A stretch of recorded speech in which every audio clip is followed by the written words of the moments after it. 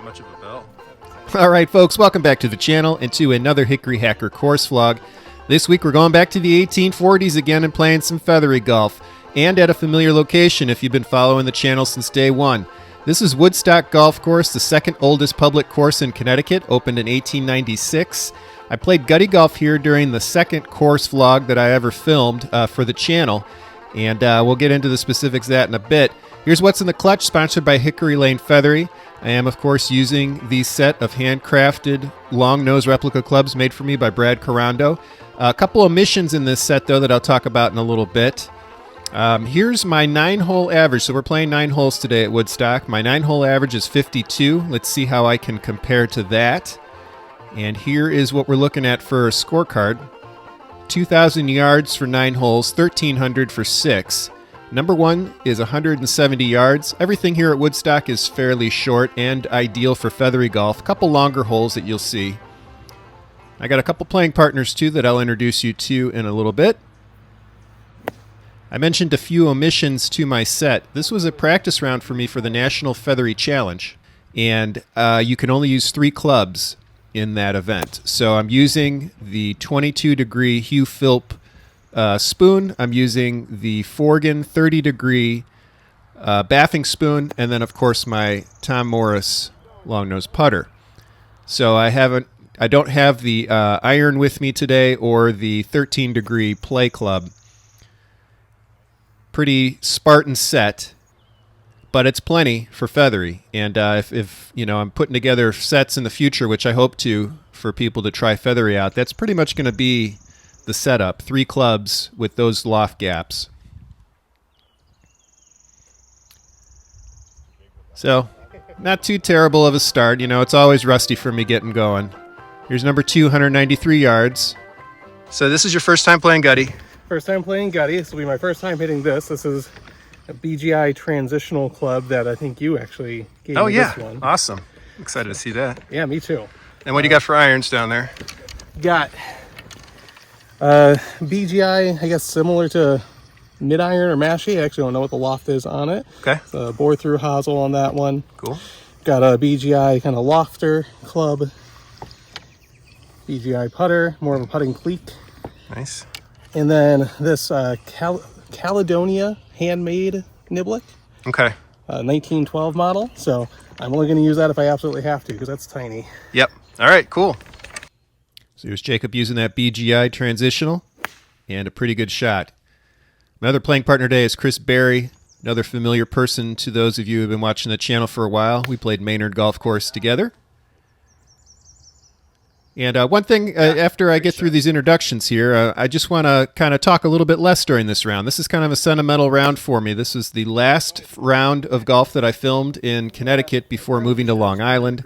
And I've always had a very nice attachment to this golf course, not only because it was the second one that I filmed for the channel, but because I just really enjoy the walk here. This course hasn't changed a whole lot over the years. It still plays very much like a turn-of-the-century golf course, so it was great for gutty golf, great for feathery golf, even though I'm not putting some good swings on the ball right now. But I wanted to come back here one more time and do this round of feathery and just let you kind of experience the course as I experienced it. So I'm just going to talk less and let you take in the sounds of the nature, and just the camaraderie of a round of feathery with 2 friends playing gutty.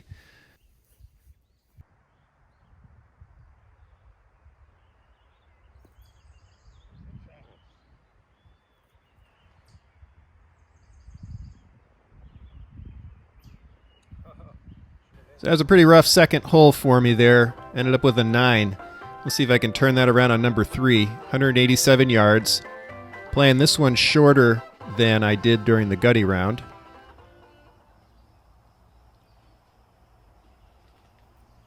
A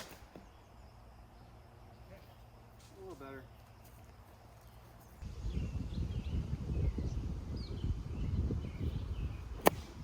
Oh, good shot.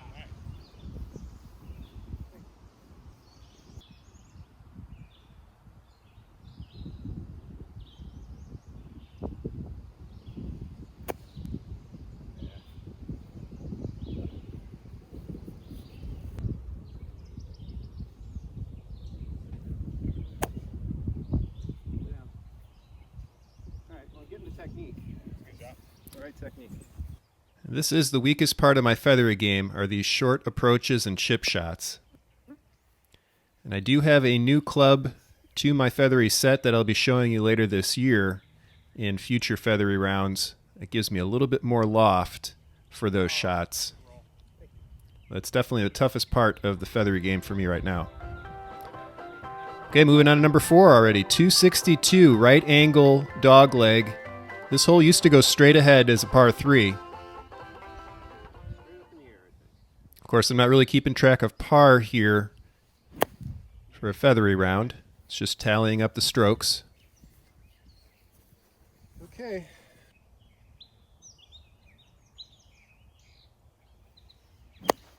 Oh, nice shot. That's pretty good. You can see where my ball is where the green you.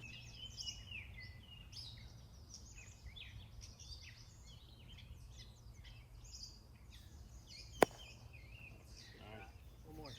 Keep going. Yeah.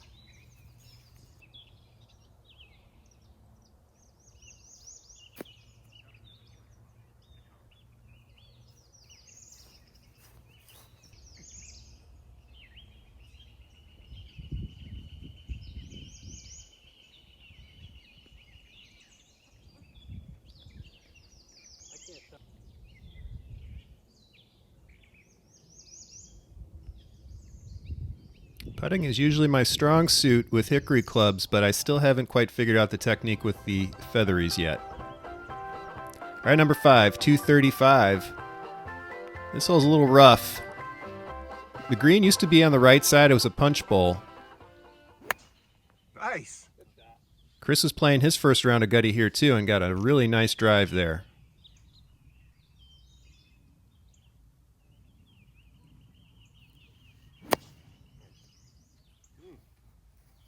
Once it hits the rough, it's just going to stop. Yeah, so the reason I said this hole was pretty rough is because there really isn't a traditional fairway to it. Definitely plays more like a course would have in the early 1900s, but makes for some difficult shots, even though I was kind of figuring out how to get the club behind the ball more effectively on these swings here. Thank you.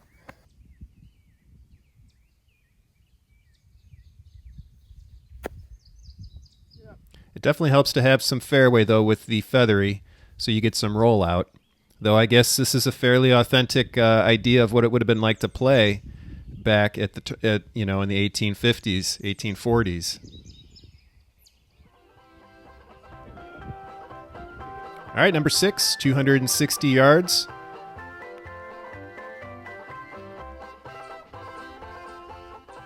The hole is tucked down in a little hollow on the other side of that tree that you can see straight ahead. Yeah, you have a nice dry fairway. That ball is going to run quite a bit.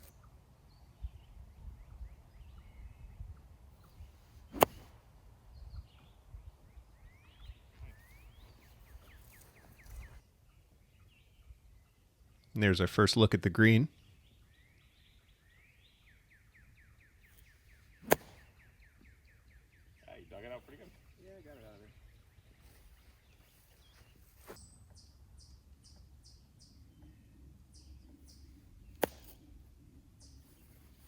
there. Man.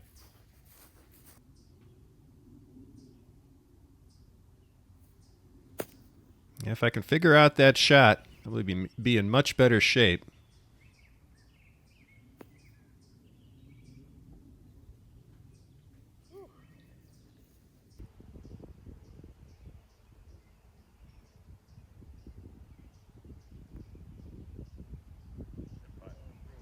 Putter's starting to heat up, though.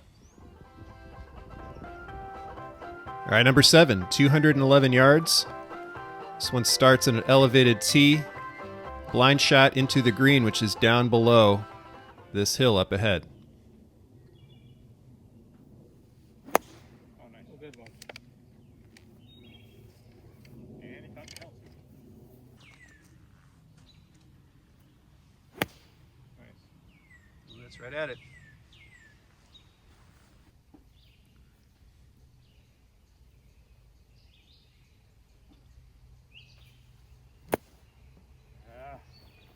right way to miss stuff. Yeah. It's that now. It's ugly, but it worked.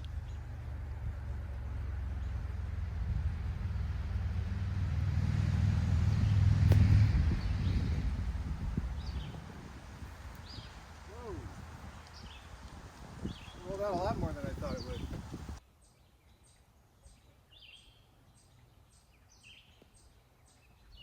Thought I saw a break there, but apparently not. Also, good rule of thumb when putting a feathery is to just take dead aim at your target and hit it firm. Otherwise, the feathery hits a chance to get a little squirrely on you. All right, number 8, 370 yards. This is the longest hole on the course. I muffed my drive, so this is my second shot now. Ended up re-teeing it, basically whiffed and just barely hit the ball off the tee. So I re-teed it.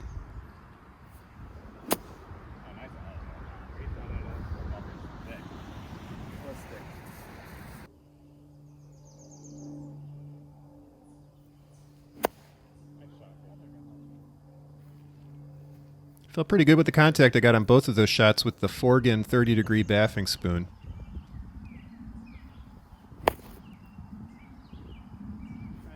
Got a little too aggressive here, trying to get more distance out of these shots, though, and it cost me.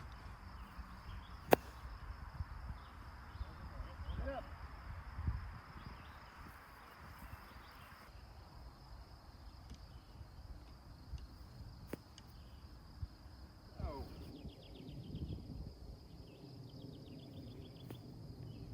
Jeez.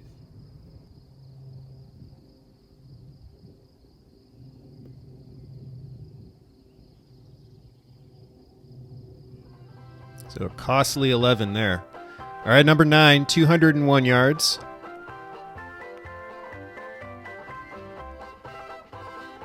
Bit of a blind tee shot here, but the green is down on the other side of this hill. Get away from me.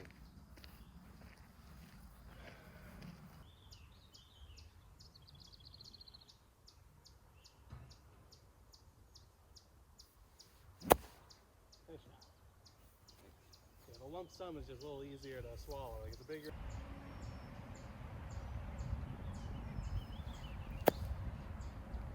Nice shot.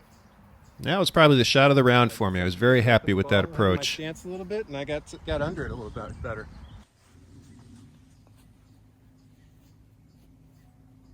Oh. Would have been a real nice way for Chris to finish out his first round of Gutty.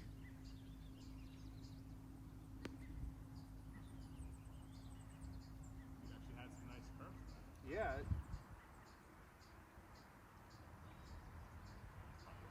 There's a nice way to finish up the round, and that'll do it from Woodstock Golf Course. I hope you enjoyed this walk in the park. I surely did, and I'm going to miss being able to play here on a regular basis, but if you ever find yourself up in the northeast corner of Connecticut, definitely seek Woodstock out. All right, so I finished with the 65, which raised my 9-hole scoring average from 52 to 58. See if I can improve on that in the next Featherie round. That'll do it for this week, folks. Thanks for watching. I'll be back next week with another video, and in the meantime, here's one from the archive for you to check out. And if you enjoyed what you saw here and want to see more of it, please consider subscribing. It really helps me out a lot. All right, folks, I'll see you next time. Take care.